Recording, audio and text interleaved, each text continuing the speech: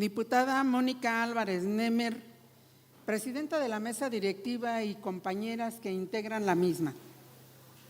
Hoy saludo también con respeto a todos los compañeros integrantes de esta 61ª legislatura.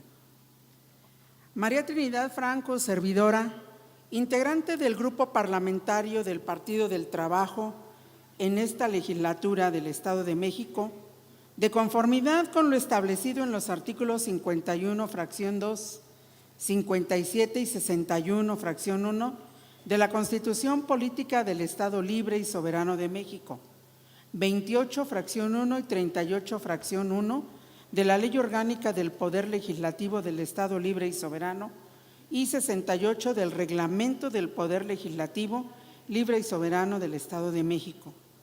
Nos permitimos someter a la consideración de esta honorable legislatura la iniciativa con proyecto de decreto por el que se reforman y adicionan diversos artículos de la Ley Orgánica Municipal y del Código Administrativo del Estado de México conforme a la siguiente exposición de motivos. El Pacto Internacional de Derechos Económicos, Sociales y Culturales, de los que México forma parte y donde los estados firmantes reconocen el derecho que tiene toda persona a trabajar mediante un trabajo libremente escogido y aceptado. Contiene ahí mismo las bases del fundamento para la defensa de esta actividad como un derecho humano. El artículo 7 del citado pacto reconoce el derecho de toda persona al goce de condiciones de trabajo que de manera equitativa y satisfactoria, enmarcadas dentro de materia jurídica en el tema laboral, para establecer que toda persona tiene derecho a trabajar y que es la base para la realización de otros derechos humanos. También el derecho al trabajo nos otorga la posibilidad de una vida con dignidad que da origen a normas que busquen la protección de los derechos de aquellos que únicamente poseen su fuerza de trabajo, como lo sugiere el catálogo de derechos humanos, en los que se reconoce también como parte de estos derechos el derecho al trabajo. Sin embargo, la pérdida de empleos como consecuencia de la suspensión de actividades de carácter económico, así como las medidas de confinamiento derivadas de la pandemia, generaron la pérdida de más de 12.5 millones en nuestro país de trabajos conforme a los datos del INEGI. Aquí hago una firme y un llamado de atención a mis compañeros. Los 12.5 millones de pérdida de empleos representan 12.5 millones de pérdida de posibilidades de una familia. Cada trabajo es una pérdida en la posibilidad de la familia para poder sobrevivir y tener los recursos básicos y necesarios para que se pueda adquirir cada producto de primera necesidad. Los censos económicos del 2019 muestran que el 99.8% de los establecimientos del país son micro, pequeño y medianos negocios.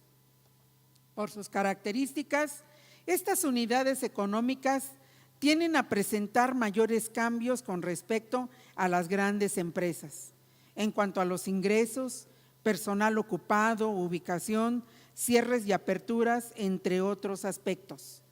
De acuerdo con el estudio sobre la demografía de los negocios, en el 2020, publicado por el INEGI, de las 4.9 millones de empresas micro, pequeñas y medianas que había en el 2019, sobrevivieron solamente 3.85 millones, es decir, se perdió más de 1.010.858 establecimientos, los cuales cerraron sus puertas definitivamente y que a estas alturas será prácticamente imposible volver a recuperar esta oportunidad, generando despidos de sus empleados y afectando directamente a la economía de las familias, por lo que en muchos casos fue necesario recurrir a los fondos de retiro que, de acuerdo con datos del INEGI, de enero a mayo del 2020, la cifra de retiros por concepto de desempleo asciende a 6,685 millones de pesos retirados, siendo esta la cifra más alta desde el 2005, año en el que comenzaron los registros de la Comisión del Sistema del Ahorro para el Retiro. De los 4.9 millones de establecimientos del estudio sobre la demografía de los empleos, estimó que nacieron 619,443 establecimientos, mientras que 1,800,000 cerraron sus puertas definitivamente, lo que significa que entre octubre del 2020 y julio del 2021 se incrementó el nacimiento, pero también la proporción de cierre de instancias comerciales se vio severamente afectada. Aquí queremos resaltar algo sumamente importante para que cada que estemos caminando en las calles de nuestro municipio, sobre todo en los municipios con mayor índice poblacional, veamos el riesgo que corre cada uno de los comerciantes que se encuentran en las diferentes vías públicas. Ahora, 7 de cada 10 empleos perdidos se encuentran en el comercio informal y en el 80% de los casos las mujeres resultaron ser las principales víctimas de la desaparición de ocupaciones de carácter formal.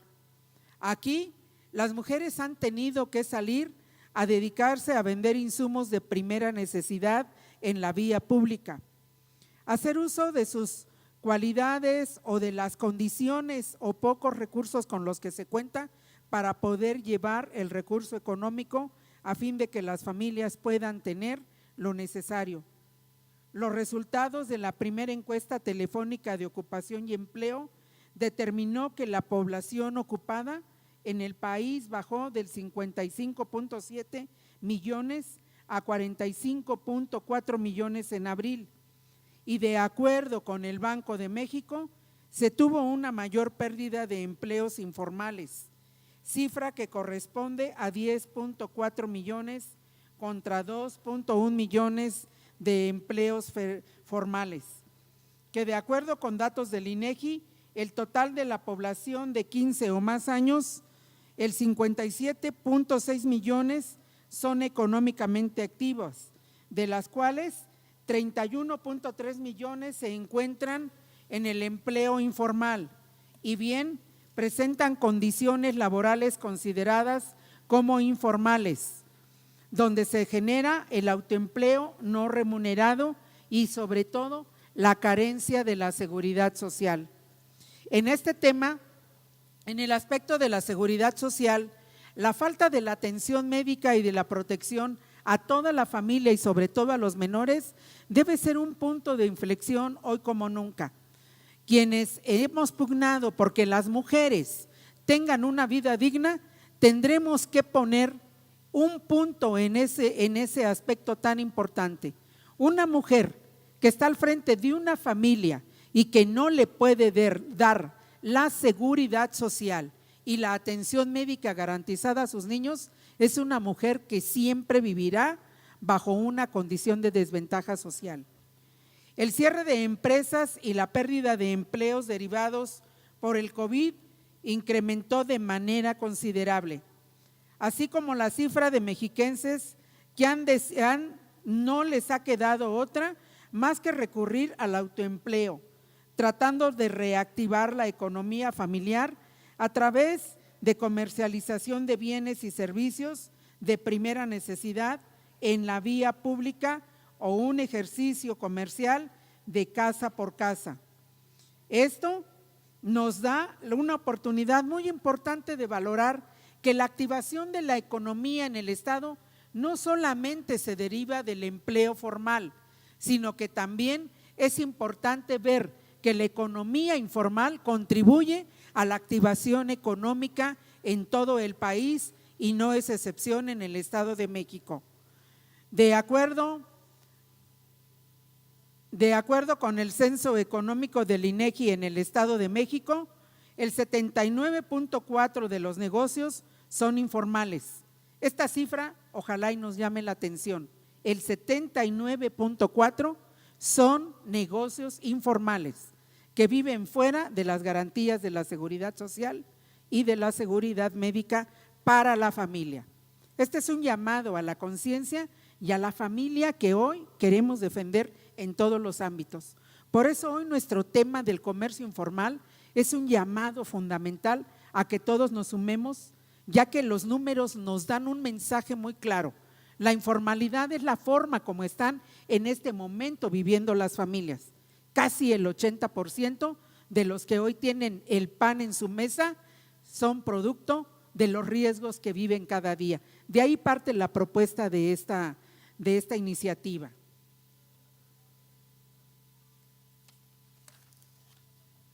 Durante el primer trimestre del 2021, el Estado de México registró una tasa de desempleo por pandemia del 6.5% respecto al mismo periodo del año inmediato anterior. Esto de acuerdo con los resultados de la Encuesta Nacional de la Ocupación y del Empleo del Instituto Nacional de Estadística, Geografía e Informática. Con dicha cifra, la entidad mexiquense se encuentra en tercer lugar nacional en desempleo, solo por detrás de Quintana Roo con el 8.2% y la Ciudad de México con el 7.3%, así como por encima de la media nacional que registró el 4.4% para dicho periodo. Tan solo en el lapso de confinamiento de nuestra entidad se registraron aproximadamente 516,000 personas desempleadas tras los contagios diarios por el COVID. Ante la propagación de la pandemia, la informalidad laboral se posicionó de manera considerable, produciendo una crisis perceptible, lo que generó también una baja en la calidad de vida de cuantos han desempeñado este tipo de actividades, considerando ante esto que un 51.9% de la población gozan de empleos que son de carácter informal, lo que involucra saber que estos empleos no solamente generan que las familias no gocen y cumplan con las necesidades básicas. Este tipo de actividades informales genera pocas posibilidades para la salud, pero también en la educación. No podemos preguntarnos, razones son muchas y sobradas, el preguntar por qué en muchos momentos miles y millones de niños en el país y en el estado dejaron de conectarse por línea para tomar sus clases y continuar con su proceso de formación en la escuela. La razón es esta, es la falta del empleo y es la falta de garantía para todos aquellos que no por gusto, sino por necesidad han tenido que salir a la calle a vender algún producto para seguir adelante. Durante el periodo de pandemia también se vieron afectadas las familias emprendedoras, pues tan solo en el Estado de México más del 20% de negocios se cerraron por confinamiento, lo que representa una severa crisis económica, pero también una crisis social, ya que significó que el 15.38% del personal ocupado se quedara sin actividades productivas. Los efectos del COVID amenazaron también el desarrollo integral de las familias mexiquenses, en su mayoría en la salud, tras verse amenazados en la economía y el acceso a los servicios médicos. Ahí no se pudo recibir completamente la educación y se quebrantó el ciclo de la continuidad de la educación de los jóvenes y de los niños. Otro aspecto que sin duda resaltó durante el pasado en este lapso de la pandemia fue el elevado incremento de las cifras de personas que fueron víctimas de violencia en sus hogares, que se dio entre cónyuges o de los padres a sus hijos, lo que produjo una mayor actividad en los juzgados del Estado. Frecuentemente el tema económico fue el punto que desató las crisis en la familia. En nuestra entidad, los mandos municipales consideran dentro de su ordenamiento el comercio formal, pero también el comercio informal, emitiendo al que es realizado por las personas físicas y que comercializan bienes y servicios de manera permanente o temporal, ya sea por días determinados o por temporadas, que mediante permisos o autorizaciones realizan actividades comerciales de bienes y servicios en la vía pública, entendiendo como todo inmueble el espacio que se deja libre y que es de dominio público, destinado a libre tránsito. Sin embargo, aunque cuando se acredite el legal procedimiento de los bienes que se ofertan, en muchos de los supuestos, por desconocimiento, este comercio informal ha elevado los casos de abuso de la autoridad por parte de servidores públicos que se hacen pasar como verificadores, presentando supuestas órdenes para llevar a cabo inspecciones y verificaciones que carecen de sustento legal y terminan en actos inaceptables como el abuso de autoridad y consigo también los decomisos totales o parciales o la destrucción de sus mercancías. Ya que aquí la fuente de ingresos se ve afectada y en muchos de los casos se han visto obligados a realizar esta actividad, tienen la necesidad hoy de que de aquí, desde el seno de la legislatura, vayamos avanzando en la regularidad de estos procedimientos. La presente iniciativa propone que en ningún bando municipal se permita el decomiso de materias como pena o sanción, siempre y cuando ésta sea de procedencia lícita. De igual manera, se pretende que los inspectores de cualquier orden de gobierno puedan ser verificados por cualquier ciudadano y que a las personas a quienes van dirigidos estos actos de autoridad constaten el tiempo real de la autenticidad y legalidad de las diligencias. Por lo antes expuesto, se pone a consideración de la 51ª legislatura la presente iniciativa, para efecto de que si se encuentra procedente, se admita y tramite para su análisis, discusión y en su caso, aprobación el siguiente proyecto de decreto. Artículo 1. Se adiciona un párrafo al artículo 166 de la Ley Orgánica Municipal del Estado Libre y Soberano para quedar como sigue. Artículo 166. Las infracciones a las normas contenidas en el bando de reglamentos y circulares, así como disposiciones administrativas municipales de observancia general, se sancionarán atendiendo a la gravedad de la falta cometido con 1 al 5. Ninguna infracción administrativa y sanción contenida en los bandos municipales podrá consistir en la retención, destrucción, aseguramiento o decomiso de mercancía de procedencia lícita. Artículo 2. Se transforma el artículo 1.82 del Código Administrativo del Estado de México para quedar como sigue. Artículo 1.82. El Registro Estatal de Inspectores es un sistema tecnológico dirigido, coordinado y operado por la Secretaría de la Contraloría del Estado de México, mediante el cual las dependencias y organismos auxiliares de la Administración Pública Estatal y Municipal registrarán los datos relativos a las órdenes de visitas, inspecciones, verificaciones que se lleven a cabo por parte de las autoridades, con el fin de que los sujetos a quienes van dirigidas y los involucrados constaten en tiempo real la autenticidad y el sustento legal de dicha diligencia.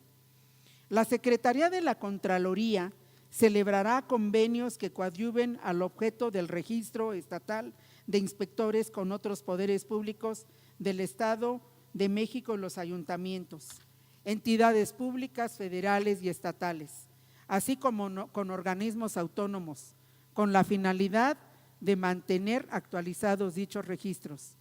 La Secretaría de la Contraloría y los órganos del control municipal vigilarán que el sistema de consulta se encuentre en funcionamiento para que la información proporcionada por las autoridades pueda ser consultado en tiempo y forma, sobre todo por los afectados.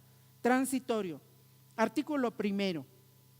Publíquese el presente decreto en el periódico oficial Gaceta de Gobierno. Artículo segundo. El presente decreto entrará en vigor al siguiente día de su publicación en el periódico oficial Gaceta de Gobierno. Artículo tercero. Los ayuntamientos del Estado de México deberán adecuar su reglamentación dentro de los 60 días naturales, contando a partir de la entrada en vigor del presente decreto. Artículo cuarto. El Ejecutivo del Estado de México deberá realizar las modificaciones pertinentes al reglamento interior de la Secretaría de la Contraloría y los órganos de control municipal en un plazo no mayor a 60 días naturales, contados a partir de la entrada en vigor del presente decreto. Lo tendrá por entendido el señor gobernador del Estado de México que se publique y se cumpla, dado en el Palacio del Poder Legislativo en la ciudad de Toluca de Lerdo, la capital del Estado de México, a los… ¿Qué fecha es hoy? 24. A los 24 días del año y mes y curso. Muchísimas gracias por su atención. Gracias a todos.